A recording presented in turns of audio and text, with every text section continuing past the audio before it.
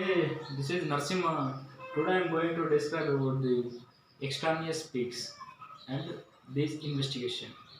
Okay, first of all, we have to come to know that what is extraneous peak, where it will be reflective. So, extraneous peaks is mainly we are facing in HPLC and GC. What is extraneous peak? Extraneous peak is nothing but it is not readily attributable to relevant of our profile like blank, solvents, sample, placebo, standard.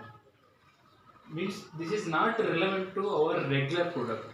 It is not relevant to our regular trend. It is coming some additionally extra. That is the reason it is called as an extraneous peak in a chromatogram. Okay. What are the reasons? What are the sources of extraneous peak will elude in our chromatogram in like HPLC or GC? Mainly these are the sources. It's not a limited. Maybe it is more things also will be there. So what are the things I know that and all I will explain here. What are the sources of extraneous peak in our regular analysis like HPLC and GC means cross contamination during the analysis in a laboratory. While during the analysis, maybe cross contamination with other products or other solvents or other whatever it may be. Like during the analysis, preparation of sample, weighing the sample, or filtering the sample. During this period, maybe it will get a contamination with other products. Due to that, it will get some other peak behind our regular trend. Okay, and cross contamination during the process while manufacturing side. While at manufacturing side, maybe it is contaminated with other solvent means you will get a other extra peak in our chromatogram. So it will reflect in our chromatogram as behind the our regular trend. Cross contamination during the process and from excipient. Sometimes some extraneous peak will observe due to that particular excipient of the product, or it will contaminate with other excipients. Due to that also we will get some additional peaks in our chromatograph. And from container packing material, in the stability samples or in packing materials, maybe it is coordinate with the packing materials due to some temperature, due to some environmental condition. It may interact with the packing materials. Due to that, also we will get some additional peaks in chromatograms. So that is the one source, maybe I think so. So from container or packing material of that particular products. These are the sources to come the extra peak in our HPLC or GC. Okay. Then how we have to investigate that extraneous peak? How we can come find out the root cause for extraneous peak? So here some reasons are there. How we have to go to the found the cause for extraneous peak in our chromatogram. So as a part of investigation, we have to verify the chromatograms and trend of that product. What are the chromatograms we have obtained? What is the peak we are obtained in HPLC or GC? We have to verify the chromatograms like blank, placebo, SST, standard, sample. We have to verify thoroughly and where that peak is observed. We have to verify the trend of that particular product because we have the trend, we have the past history of that product. Then we have based on that we have to verify that product history. Whereas it is regularly extraneous regular peak or not, we have to identify first. So we have to verify the chromatograph thoroughly and we have to verify the trend of that product thoroughly. Okay, and we got there is no it is already it is regular trend, so you can leave it as you can investigate intimate to the particular AD team to identify that particular extraneous peak. If we come to know that it is not a regular trend, it is a particularly obtained particular test means we have to do the hypothesis. Okay, to inject the reinjection of the same vial from same flask in a new we also done that time also that external peak is coming as same RT means we have to change the solution to a new well and also inject the solution with a new well. Also you are not getting the peak means it is a contamination of glassware.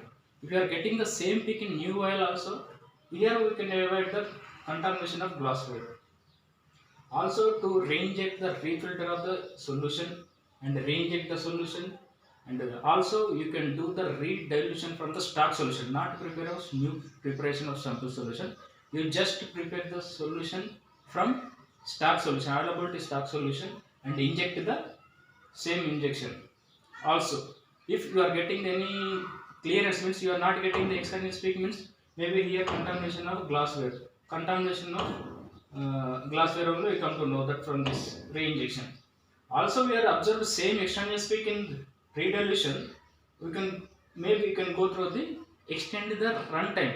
Maybe sometimes you know that temperature of that product, that contamination maybe it is happened, means that peak will be a little later.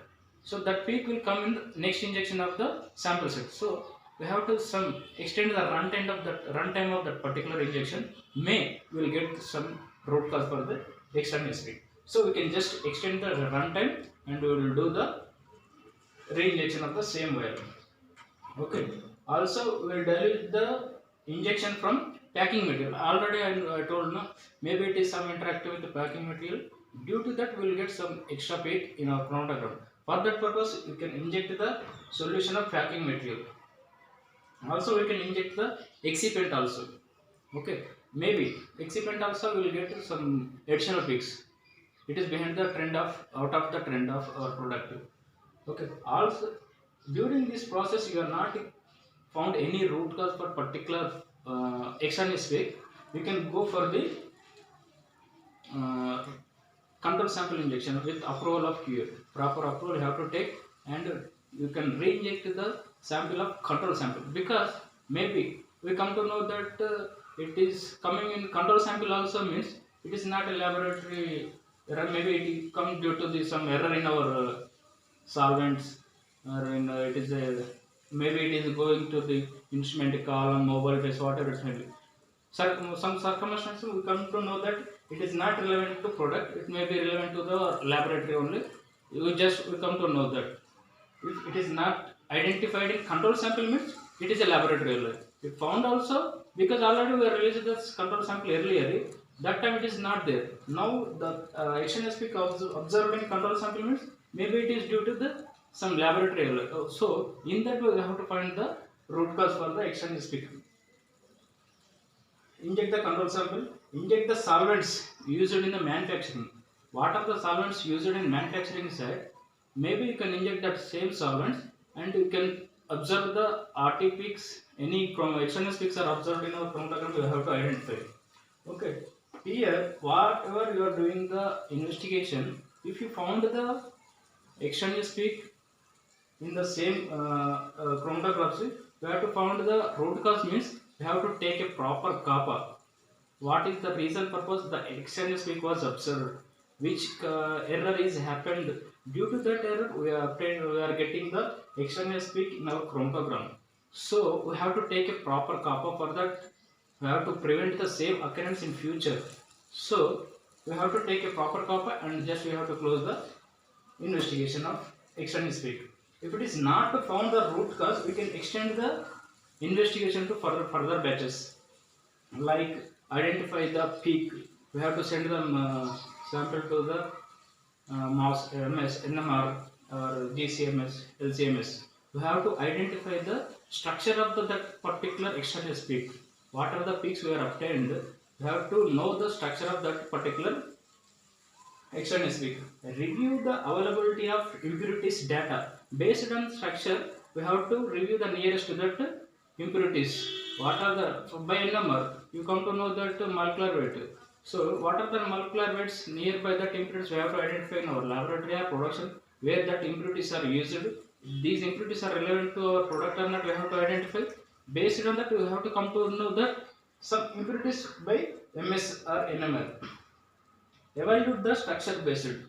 Whatever the structure based we have gathered the information, based on that, what are the impurities near to that particular extraneous peak, particular structure. Based on that, we have to do the investigation. Identify the limit of the that particular extraneous peak. For example, in essay purpose, maybe it is the limit of extraneous, means it is based on that we have to identify the threshold of that particular extraneous peak in whatever we are obtained in chromatography. We have to find that limit of that peak.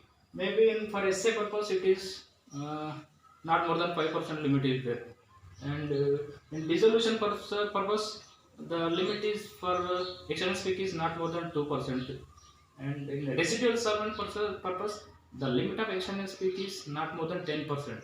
So you have to do the in this way investigation for particular external speak. In external speak you have to get a proper identify the root cause for purpose for the same external speak, and you can take a appropriate copper, and you can close the investigation of for external speak. Even though you are not found any root cause for that external speak, means you can investigate, you can extend the same investigation for further batches, you can monitor the same thing. We have to identify the root cause for that particular peak of external speak in our chromatography. Actually, nowadays all regulatory bodies are focusing more on this external speak of elements like chromatography, HPLC, and GC. Okay. In this way, you have to identify the root cause of our external speak. Okay, thank you.